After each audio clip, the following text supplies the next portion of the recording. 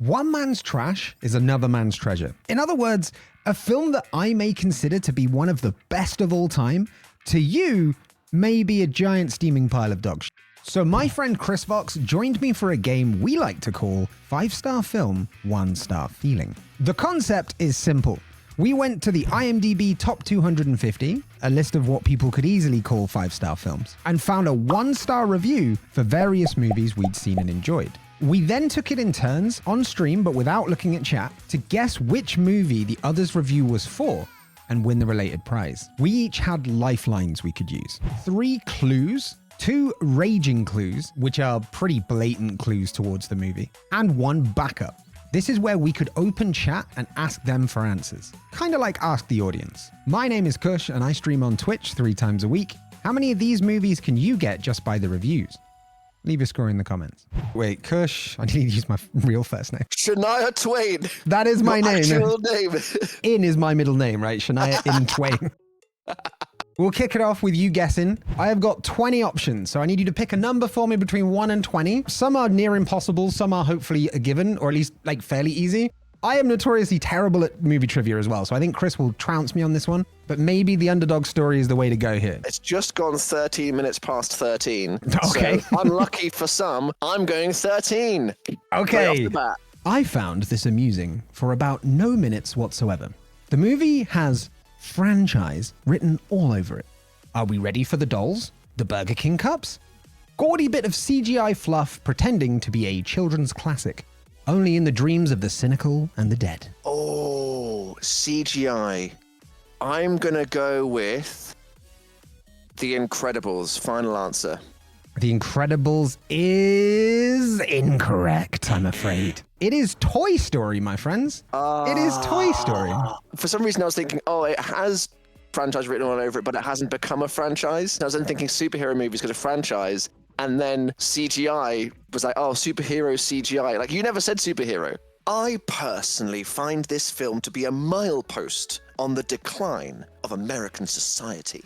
This is a film in which paid murderers are our heroes, who endear themselves to us with witty banter between their bloody exploits. It features such entrancing scenes as countless murders, S&M, R-word, drug overdose, and other fun things to watch. It's a wonder Six Flags hasn't opened a thrill ride to capture the whole experience. It features all manner of completely unredemptive characters doing cruel, inhuman, or brutal things to each other. Is this entertainment? Is this entertainment? I don't know.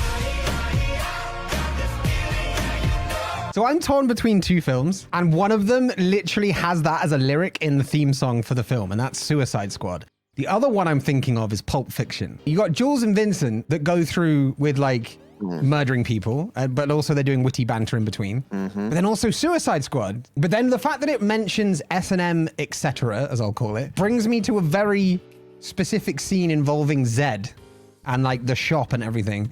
So I'm going to lock in Pulp Fiction final answer. Pulp Fiction final answer. That is correct. Let's go. Let's go, believers.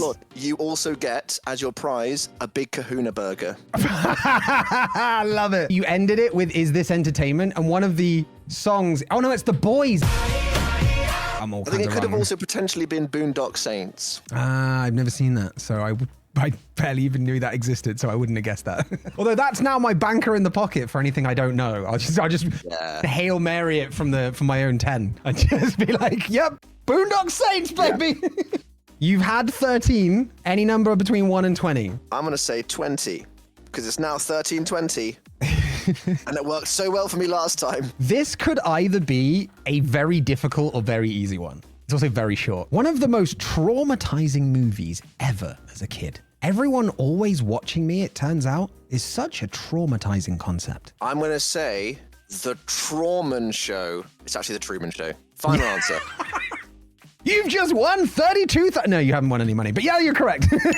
For getting that right, you have won a Christmas hamper filled with every advertising spot in The Truman Show. You've won Kaiser Chicken, a Chef's Pal, a Penn Paddles beer, an Elk rotary mower, and Makoko. I've tasted other cocos, but this is the best. Thank you very much. Yeah, There is actually a coffee and cocoa chain called Mococo. I'm guessing it was named after the Truman Show weird. because there's like a big...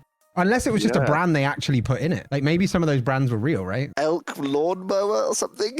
An elk rotary, that's it. You've got one of those in the hamper. It kind of sticks out the side, but it's in there. Numero dos for you. Numero dos, Bush. right. Not being his greatest fan, I avoided watching this film for several months after its release. This also gave me time for the hype to die down a little. But on the back of all the press and several positive comments, I was still expecting to sit down and enjoy a good movie. I was mistaken. My reward? 2 hours of praying for the credits to roll to take away the pain. To me, this movie takes pleasure in displaying everything that is wrong with the Hollywood film industry and America's obsession needing to rewrite history to suit its own needs, its desire to peddle the American dream myth, and then rewards blindly given to any movie that does the above in the form of several Oscars. Could anyone please explain to me the exceptional qualities of the movie that put it above anything else released this year? Keep running into the sea. That last line, I guess, was supposed to be a clue, and that just threw me the fuck off. The thing I'm trying to focus on is the rewriting history thing. So I feel like it's an American war biopic and like a slight, arguably mistelling of the events. Which would suggest it's something in the realms of Saving Private Ryan, Full Metal Jacket, those kind of things. And I'm in fact going to go with Saving Private Ryan, final answer. Okay. Oh, okay. I was going to say something, but okay. Nope. I feel like I'm fucked up now you said that, but go on. I'm sorry to say, Kush. But you're wrong! No, you are wrong. You're wrong. The double bluff. I'm sorry to say, and then I'm like, oh, I'm going to get it right, and then no. You were getting close, actually, with thinking it was a Tom Hanks film with Saving Private Ryan, but think about slight retelling of American history and that last line, keep running into the sea. Forrest fucking Gump, isn't it? Forrest Gump. What's your number, Chris? You've used 13 and 20 so far. You just said 3. I'm going to take that as a sign. I'm going full deal or no deal. I'm taking that as a sign that 3 is going to be my number choice. Number 3. Okay. This is an interesting one. I've heard of this movie raved about, so I gave it a chance. 30 minutes in, I was left thinking this is really freaking weird. It did get better, not much though. I'm super confused as to why this has a higher review score than The Lion King. Whoa. Really doesn't give you much. So that 30 minutes in, he was really confused, and it does get better. So the first act is rubbish or weird. It must be some sort of children's animated film. Because why else would you say Lion King? Unless it's like Hamlet or something. Well, that's, you know. It is, yeah. Similar storyline. Bo Burnham does a joke about that as well. I'm going to request a clue. Ooh. Actually. I had a clue in mind, but if you feel this is a bit of a cop-out because of something you already said, I can give you another one. It is an anime. Oh, anime. So it is animated, but it's specifically an anime. That does actually help. Oh, no. I was about to go like a dark anime, but it will be a children's anime, like a Studio Ghibli rather than a Akira. It's going to be Spirited Away.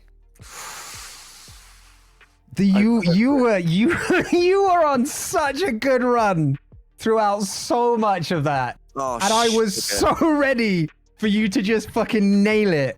Like and you did, because you got it right. It was Spirited Away. Let's go. And for getting that correct, Chris, you have won No Faces Mask. Congratulations. Nice. Hell yeah. Oh, I was worried that was going to be like Princess Mononoke or something. Bam, bam. Yeah, it was literally between those two. Oh, I'm so happy with that. So that is 2-1. You are 2-1 up.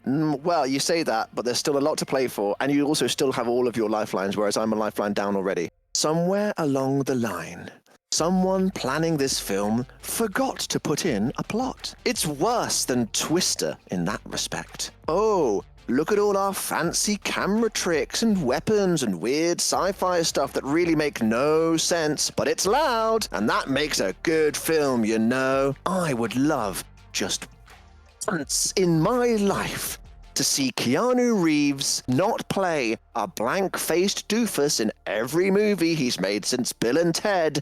In short, I absolutely and totally hated this film. My fiance loves it and watches it at least once a month.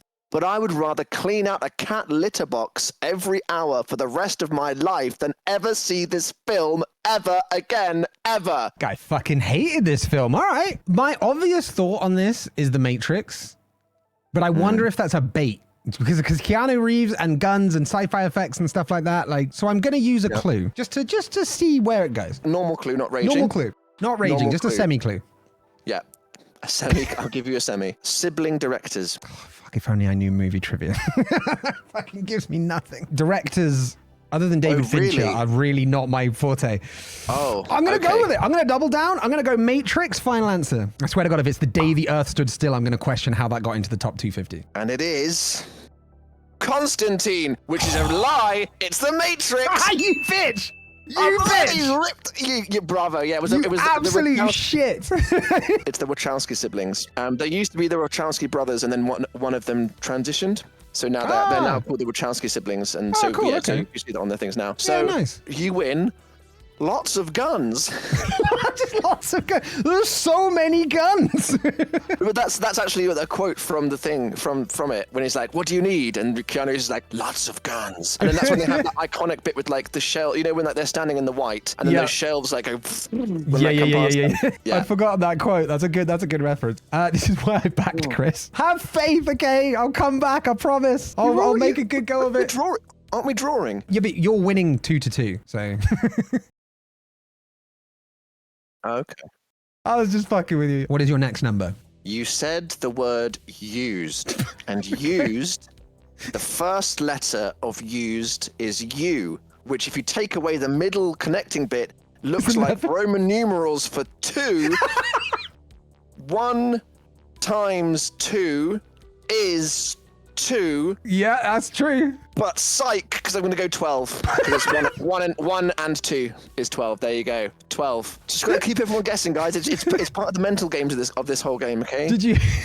You definitely went in that. That was beautiful. I just feel like I'm some sort of like Da Vinci conspiracy theorist. I can't believe how melodramatic, dull, boring, and overrated this movie is. This is one of the most well-loved films ever, but I hated this movie. Absolutely hated it. One of the worst movies I've ever seen, tongue out face. Normally, I like Matt Damon, but I couldn't stand his character in this movie. For an actor who was just starting out, I think he might have been trying a little bit too hard. If not, way too hard. I already know exactly what it is. Oh my God. How are you this good? Yeah. Do you ever see The Millionaire when the guy like phones a friend and he rings his dad? This is like so just manhood slapping out on the table, which also means if I now fail, I'll look terrible and I'll look really stupid, which will then make you look good and will be fun for the viewers at home. So either way, we all win. I'm going to say Good Will Hunting. You did it. You got it. Oh, you were so confident. There's no point. And you win a copy of the book Farmers and Fishermen, 2 Centuries of Work in Essex County, which is the one referenced by Matt Damon's character in the bar scene when he verbally serves the dude that comes in preppy, trying to be all preppy, like yeah. Nice. Oh, thank you very much. So that's something to read for you as well. There you go. Numero quattro. Okay. Very overrated cartoon, just like the first one. I don't understand where so many good ratings come from, or is it all hype and fashion trends?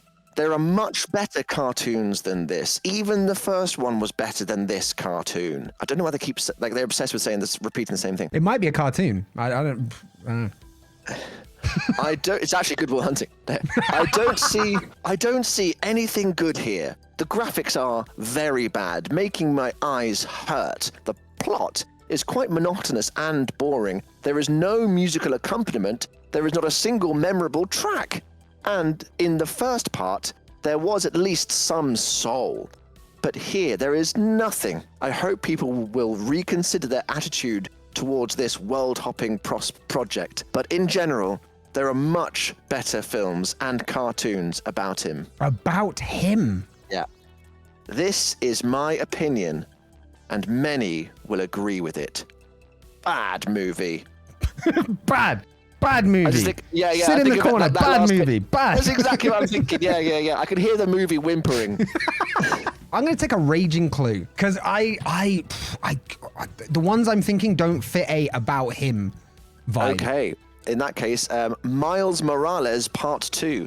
Oh, wait. Okay. I remember looking through the IMDb 250 when I was doing this and thinking, why is this the only film in the last 15 years that's actually made it into this list when there are so many others I could put in this list as well? So I was a little bit annoyed, but I believe it's called, and I'm really not a Marvel guy, but I believe it's called Spider-Man Across the Multiverse? I'm totally giving you that. Okay. I'm totally giving you that. Yeah, it's Spider-Verse, but I think that's totally fair. Yeah. But you knew exactly what it is. Yeah. You won the concept of heightened responsibility. You know what? I feel responsible. What number you want? You have used numbers 3, 12, 13, and 20. 1. No, There we 20, go. not 21. Satire, dry. A fine example of a movie trying really hard to be a Rubik's Cube, which I just thought was just the best line I've ever read in a review ever. Oh, I think I know what this is already. Okay, I won't take this as a final answer, but just say out loud what you think it is. I'm not going to react. I feel like it's Inception. Okay. When the ending is finally sprung, and I thought about it in the context of the rest of the movie, it should have all made sense, justifying the overcomplicated story, but it didn't. Holes opened up large enough for houses to fall through. After the maze the writer leads us through, it's easy to forget why this doesn't make sense. That's the full thing. That's the quote. Oh, I feel like it's either Shutter Island or Inception. Riding that Leo wave, that DiCaprio boat. Yeah, there's a definite Leo wave going on here. Which should be a genre of music, Leo wave. I'm going to go for a clue. I'm not going to be too crazy here. I'm just going to say the word limp. Jesus. Oh, yeah, of course. It is Inception. Yeah, it's Inception. Final answer.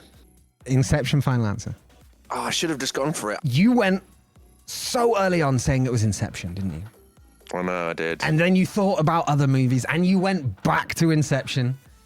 And believe me when I say this, I am thrilled to tell you that you do not take the lead because it was The Usual Suspects and you missed out on the opportunity of a Kobayashi porcelain mug.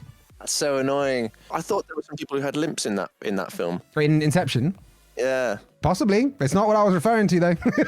It's the end where Kevin Spacey, stops limping and it's the reveal, right? Yeah. The raging clue would have been Soze because... Right, so... It's still 3-3, though. I can't imagine how people can be moved by such an oversimple and stupid message about racism and intolerance. The moral content of this film is shadeless. Each character is either all good or all bad. The whole passage in jail is completely stupid. How pro-Nazi Norton can suddenly, after 2 days, get on well with a black man while pressing clothes together, I'll never know. Such a poor movie. Oh, I can literally see the cover, but I can't think of the name because he's a skinhead in this. I have 2 clues left. I'm going to use a clue. Give me a clue. Not a raging clue, just a clue. Edward Norton gets hella racist on Jewish Elliot Gould. Oh, I don't even know who Elliot Gould is. Give me the raging clue. Come on, give me the raging clue. What we got? Okay. I'm using my last raging clue. I'm kind of worried that it's going to be... I'm fine if it's too obvious. I'm fine with that. No. I think if you've not got the clue, the raging. Okay. U.S. racism is bad. Okay. In brackets, in black and white. American History X. Bravissimo. Let's go. And you win an awful perspective. I feel like I'm learning a lot. Wait, am I now 4-3 up? It's 4-3. Oh, clutch. It's not neck and neck anymore. Oh, and we're about out of time here, so you have taken number 1, number 3, number 12, number 13, and number 20. 6. Number 6. Come on, give me number 6. Okay. It was a sick film. I don't, in all capitals, advice it. Advice, not advise, by the way. Nice. Full of violent scenes and I assume the rest or something is what they meant by that. The subject matter of the film was very violent and exaggerated disgusting. That's it. That's the whole thing. Oh, you're being so mean. You picked some of the worst ones that I had here. I'm telling you what. I've got like such, like, you know, Edward Norton. I've got like, some of these are like that, but some I ranged it. Oh, okay. Well, it's either, I'm thinking The Exorcist, I'm thinking Inglourious Bastards. Those are kind of the two off the top of my head. I would say, though, if it was The Exorcist, I feel like they would say more like the violence in that scene rather than violence overall. Final clue. Final clue. Not Raging Clue? Not Raging Clue, not yet. We're going to rage at the end. This is a Korean film, including Korean audio. Oh, I'm so glad I asked for that then. So it could be a lot of films. Wow, that's really hard. This is honestly possibly the hardest one of the list. Could it be Old Boy? Old Boy does have a lot of... It's Korean, not Japanese, so it's not Battle Royale. Give me a rager. Go on, give me a rager. A raging clue. The main character's name is Odesu. Oh, shit. I know this. That rings a bell for me. And the only thing that has been... My brain's telling me is Old Boy. I don't know if it is Odesu, but I'm going to go Old Boy. Final answer.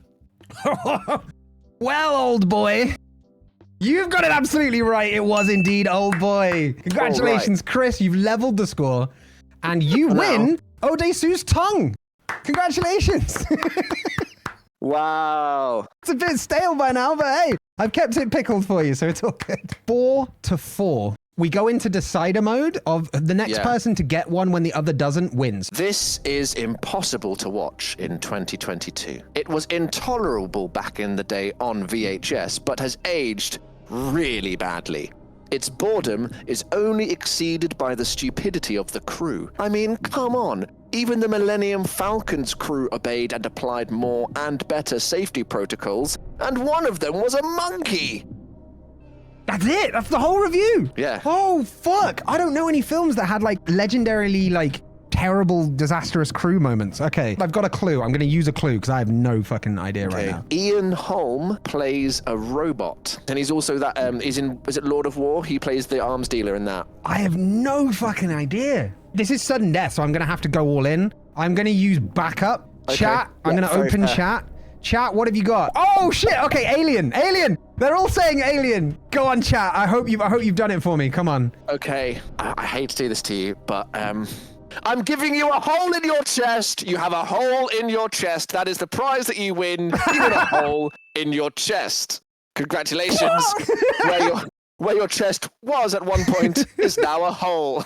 They get that weird the signal. They go to the planet. It's like really clearly dangerous. They're like walking around. There's like alien eggs that they've never seen before. They're just like, oh, we'll just keep on walking. Go. It's like, what the hell are you doing? And then they bring it back onto the ship. It's like, yeah. This is for you to stay in the game, Chris. Yeah. Give me a number. What do you want? 9. Number 9. Because we had 6 before. Nice.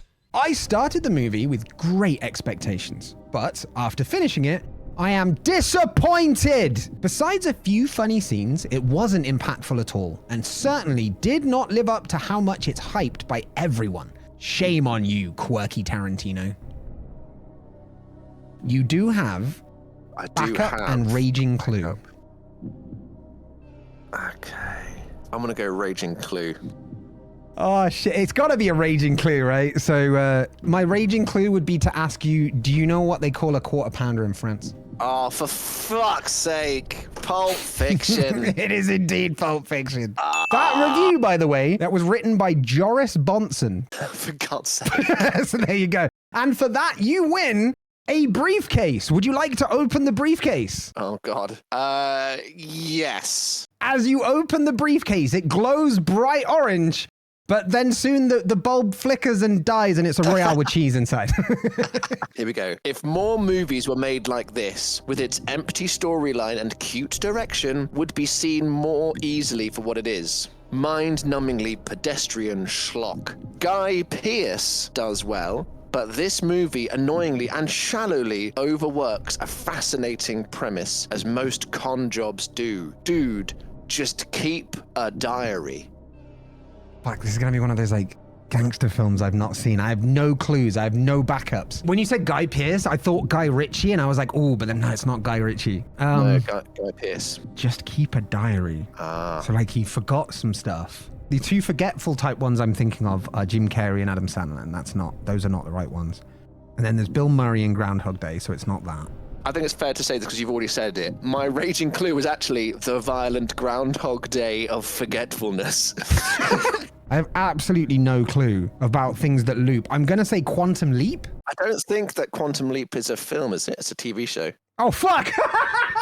Unless there's a Quantum Leap film of it. I can tell you that it's not that.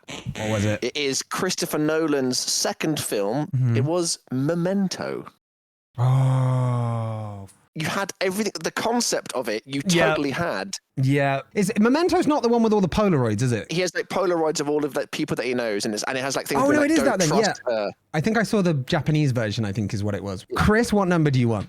15. 15. I wish I could tap out a message in binary code to my past self to avoid this movie. When you have 3 hours, an amazing cast, a whopping budget, a musical composition, and special effects to support the most incredible dream of a galactic adventure, please don't waste it on overdramatic emotional tangents. Obvious, impossible, yes. Final answer. Interstellar, final answer. I didn't even finish it. You fucking got it. Final answer. You won the toy spaceship that Cooper breaks when he's banging on the thing in the Tesseract. Congratulations. Okay. And with that, Fun Chris. fact, by the way, I've never actually seen that film. As if you clutch it like that. Bleed it. I'm a huge fan of Chris Nolan, and I was really excited to see this film. I drove 45 minutes to the theater to see it in IMAX, and I was prepared to be blown away. Unfortunately, I was not. I found the movie to be boring, slow-paced, and visually underwhelming. Explosions looked like they were from free stock video websites, and the acting was not particularly good. I think the main problem with the movie is that it's too long and too ambitious. If Nolan was not the director of this film, I would probably give it 2 out of 5 stars. It was not a terrible movie, but it's definitely not one of Nolan's best. Just because I don't know many Nolan films, I'm going to go Dark Knight. Final answer. You would have won a literal nuke. A literal Manhattan? It was Oppenheimer. Oh, you son of a bitch. I should have got that with all the hype around it this year. Well, you know what?